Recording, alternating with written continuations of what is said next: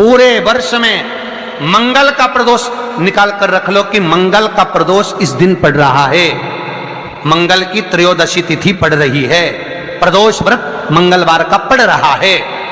और जिन लड़का लड़की को मंगल होते हैं, जिन कन्या और वर को मंगल होते हैं, केवल शंकर भगवान के मंदिर में जाकर चौमुखी दिया, 4 बत्ती का दिया आटे का, उसमें घी डालकर लड़की शंकर भगवान के मंदिर में मात्र 7 बार शंकर पे से उतार कर 3 बार स्वतः उतार कर शिव के मंदिर में रख देती है। उसका मंगल आड़े आता ही नहीं है, मंगल नहीं आता सामने।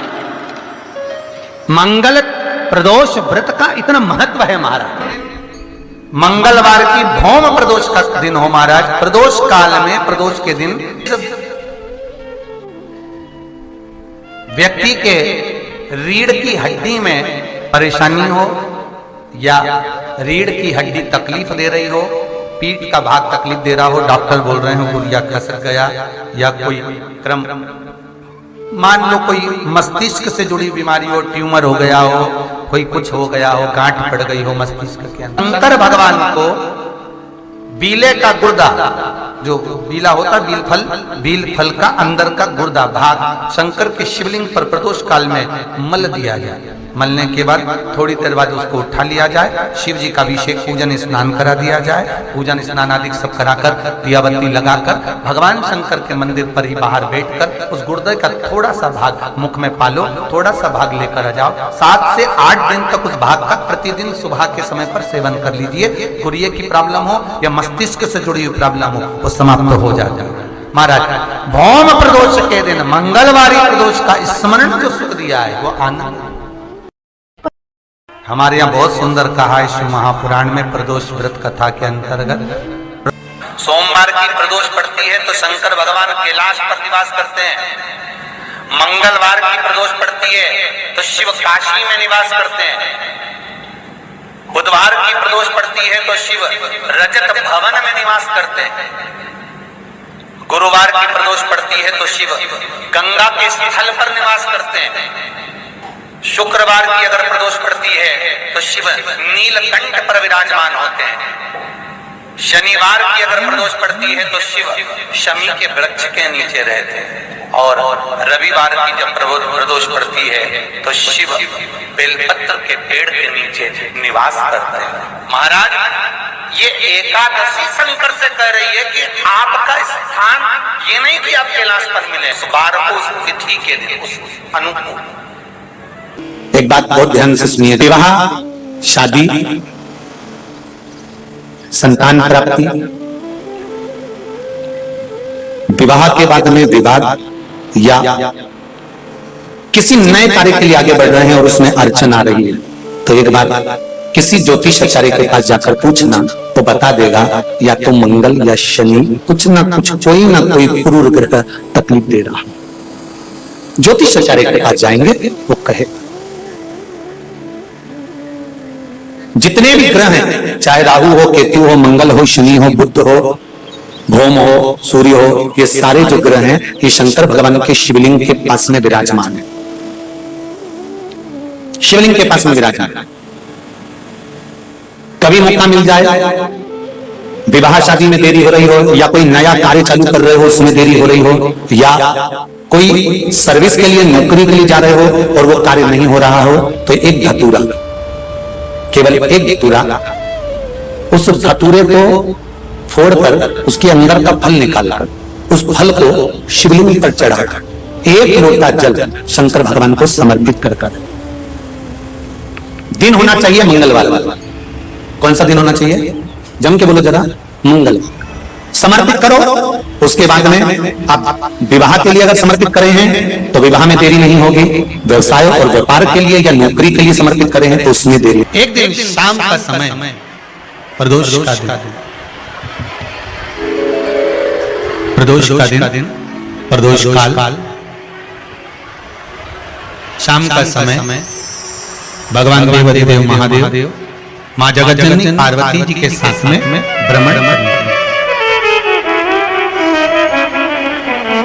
देखिए, अगर प्रदोष का व्रत नहीं कर सकते, प्रदोष के दिन आप व्रत नहीं कर सकते, मान लो आपसे भूखा नहीं रहा जाए, प्रदोष का व्रत नहीं कर सकते, प्रदोष के दिन आप भूखे नहीं रह सकते, मंदिर भी नहीं जा सकते, दिया भी नहीं लगा सकते, तो शिव महापुराण की कथा कहती है कि प्रदोष के दिन, प्रदोष काल में अपने ही दरवाजे के पास देवाधिदेव महादेव का स्मरण कर लक्ष्मी की वृद्धि के कार्य सिद्धि के संपदा को प्राप्त करने के लिए आप अपने ही दरवाजे के पास में एक दीप लगा सकते हो। कौन से दिन? प्रदोष।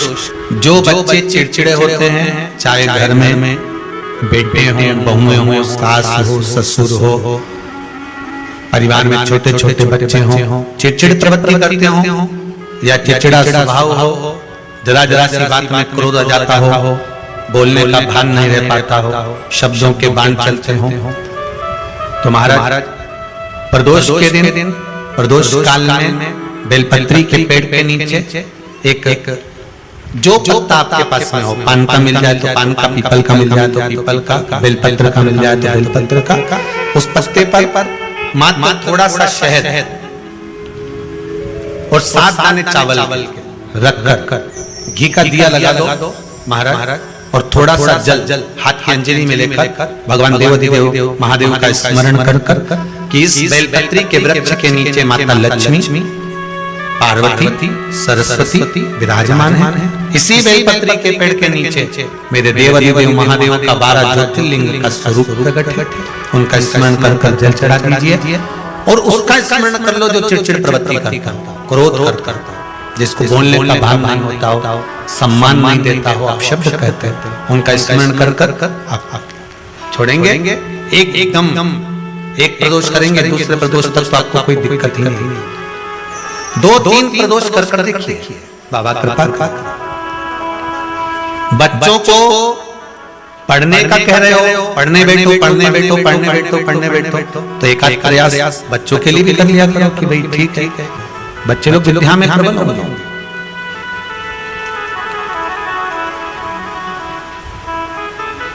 शिव उपासना का जो फल है वह हजार। पहले की कथा में आज फिर कहते हैं, शिव मंदिर में जल बाद में चढ़ाना, शंकर के मंदिर में जाकर पंचामृत स्नान बाद में कराना, शंकर जी के मंदिर में जाकर पूजन बाद में करना, पहले थाली एक और रख कर शिव मंदिर में झाड़ू, पोछा या जो बेलपत्री, निर्माल्य जो भी रखा हो, उतरा हुआ सामान, उसको भर कर कहीं एक और जहां मंदिर वाले रखते हो वहां ले जाकर रख दो, झाड़ू पोछा एक बार पूजन करने से पहले सबसे पहले सफाई का ध्यान रखो। और एक विश्वास रखना, आप मंदिर की सफाई नहीं कर रहे, फिर निवेदन करूंगा, आप मंदिर की झाड़ू नहीं लगा रहे, आप मंदिर की सफाई नहीं कर रहे, आप मंदिर में पोछा नहीं लगा रहे। जितना आप मंदिर में फेर रहे हो सफाई के लिए, उतना आपके जीवन में जितना दुख है, जितनी तकलीफ है, जितना कष्ट है, जितनी बीमारी है, उस पर हाथ फेर रहे हो। मंदिर में नहीं फेर रहे हो, नहीं तो सारी दुनिया में जितने मंदिर हैं, सारे मंदिरों में ट्रस्टियों ने कुछ ना कुछ लगा के रखा है, स्वीपर आता साफ कर दिया था, सफाई कर जाएगा, पंडित जी होंगे बुआरी लगा देंगे, पंडित जी होंगे सफाई कर देंगे। उन्होंने तो पंडित जी को बोल के साफ कर दो, पंडित जी करते नहीं है, पर पहला फर्ज आपका है कि आप मंदिर में आए हो तो पहले आप सफाई करो। क्यों? क्योंकि हम उसका द्वार साफ रखें।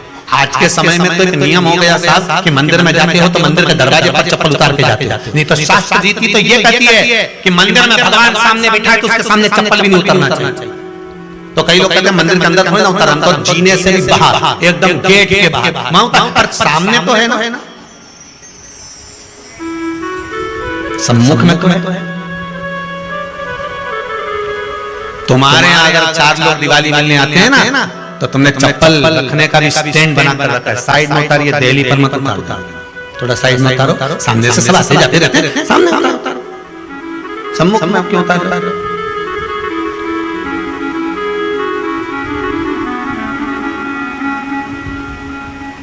थोड़ा द्वार पे से दूर उतारो।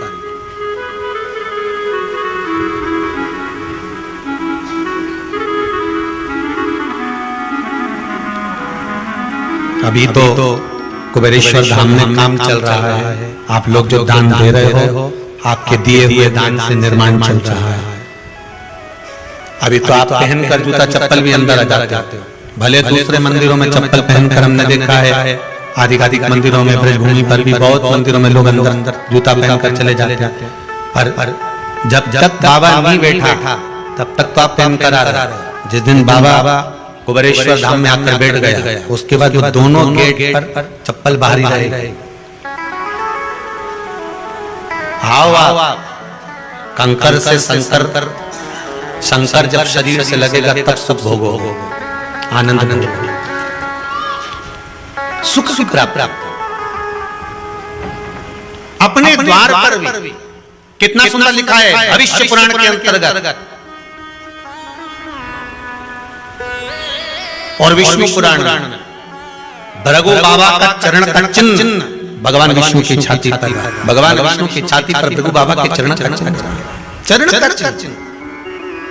अब भविष्य पुराण में लिखा है कि अगर हम मंदिर के द्वार पर घर के चौखट के एकदम सामने चप्पल उतार देते हैं, 7 बार दिन भर में से कितनी बार? 7 बार विष्णु पुराण कहती है ऐसा कोई दिन नहीं होता जिस दिन दरवाजे पर 7 बार लक्ष्मी आकर खड़ी नहीं होती। कल कथा कही थी आपको कि प्रत्येक मनुष्य के भाग्य में सुख लिखा है, केवल मंथन करना। भविष्य पुराण कहती है 7 बार लक्ष्मी प्रत्येक मनुष्य के दरवाजे पर जाकर खड़ी होती है, पर द्वार पर चप्पल पड़ी होने के कारण वो लौट कर चली जाती है। बहुत ध्यान दीजिएगा, थोड़ा सा बुरा लगेगा और लग जाए, पर शिव पुराण है, जीवन संवार देगी तो अच्छी बात है। जीवन संवार दे तो अच्छी बात है। मंदिर के द्वार पर हम जब चप्पल छोड़ते हैं, जिस मंदिर की चौखट पर चप्पल छोड़ी है, आप जितनी देर आराधना में लगे रहते हैं उतनी देर तक आपकी चप्पल पर जितने लोग लांग कर जाते हैं, जितने लोग लांग कर प्रवेश करते हैं, उसका भी दुख आपके भाग्य में आता चले जाता है। ध्यान दीजिएगा, चप्पल का भविष्य पुराण में पढ़िएगा कभी कि पादुका का महत्व क्या है। हर हर महादेव दोस्तों, यदि आपको वीडियो अच्छी लगी हो तो प्लीज वीडियो को लाइक करें और कमेंट में हर हर महादेव जरूर लिखें। यदि मेरे चैनल पे नए हैं तो प्लीज चैनल को सब्सक्राइब करें और बेल आइकन पर जरूर क्लिक करें ताकि मेरी आने वाली वीडियो की नोटिफिकेशन आप तक पहुंच सके। Thanks for watching. Radhe Radhe.